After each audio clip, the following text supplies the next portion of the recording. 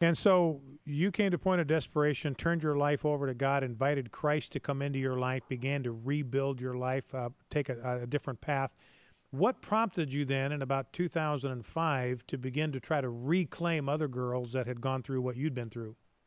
Well, it took a couple years for me to heal, because that was in 2003, and every girl will be different in this state, by the way. And my acceptance of repenting, my acceptance of that God had a better plan for me, it just turned my life around. I realized he loved me, and he loved me from the very beginning. From the first time I ever said his name when I was 5, I realized it was true. The good choices and the obedient choices was a blessing to do for God. And it's like, I didn't realize that. And what I did realize, too, is that as I look back at my life, the choices I made, God actually turned them around for good.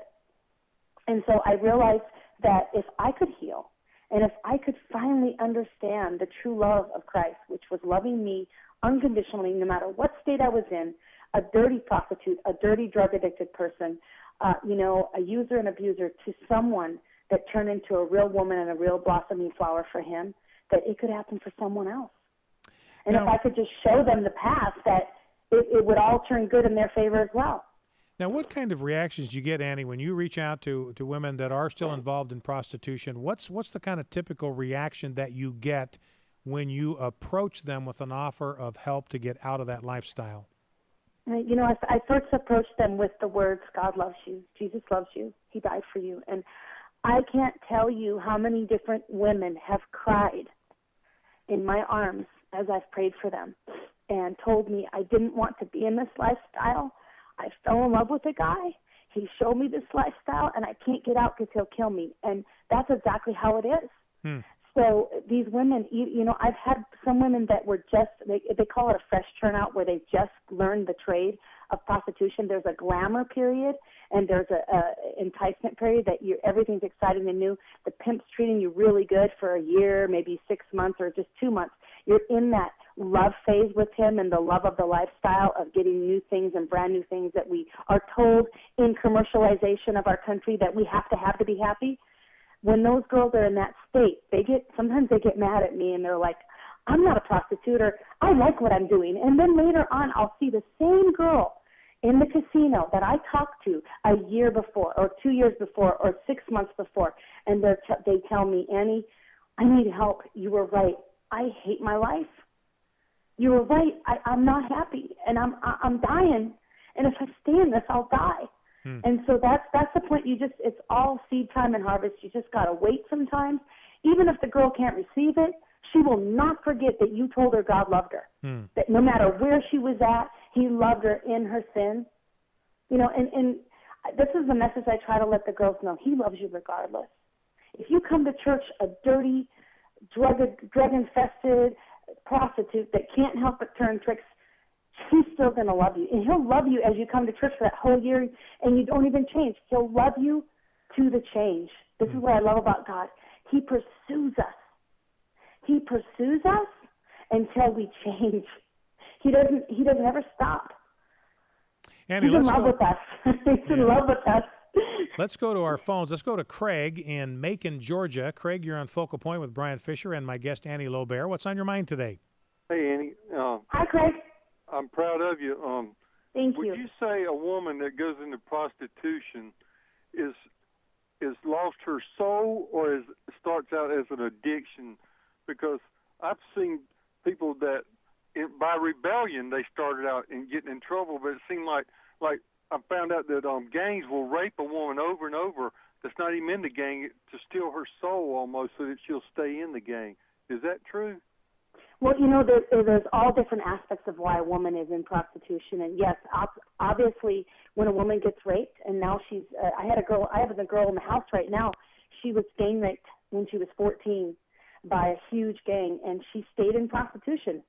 So I wouldn't know if it steals your soul.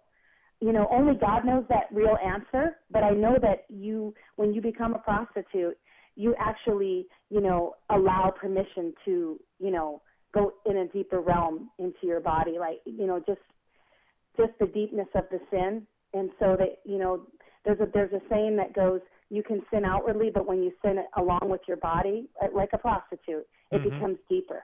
Yeah, that's in 1 Corinthians 6:18, that there's Right, something you're right. There you go. uniquely damaging about a sexual sin because of what it invites into your body. There's something very powerful about the sexual connection between a man and a woman. There's a transfer of spiritual energy, spiritual power that takes place there, and whatever kind of spiritual powers are connected to the person with whom you're having sex, that's a conduit into your body and into your life. And so you can imagine a woman that's making herself available to so many different men, all of whom most likely are probably not from engaged in model lifestyles themselves. You're really opening yourself up to a lot of darkness there. Now, Annie, any promiscuity.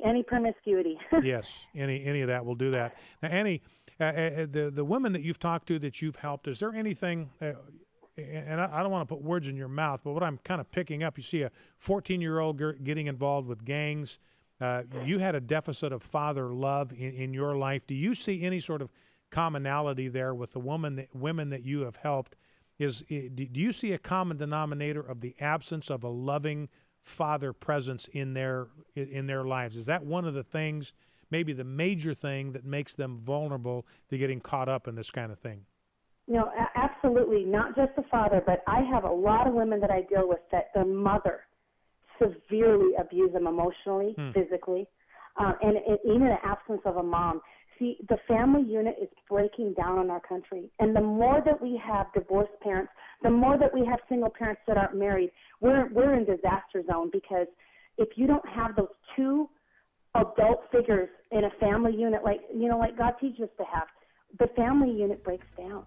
There's a deficit when a girl doesn't have a father's love. There's a deficit when a girl doesn't have a mother's love. And they act out on that deficit. Either they don't trust women, or they don't trust men, or they don't trust both. Our guest has been Annie Lobert. Her ministry, you can find more information about it by going to hookersforjesus.net. And the use of the term hook is deliberate there. Annie, you'd like to hook these girls, draw them out of the lifestyle they're in, bring them into the protection and comfort of a relationship with Jesus Christ. Our guest has been Annie Lobert. Annie, want to release God's blessing over the work that you're doing. May God grant you success in bringing these women out of sin and into the light. And thank you for being with us today. You're welcome. Thank you.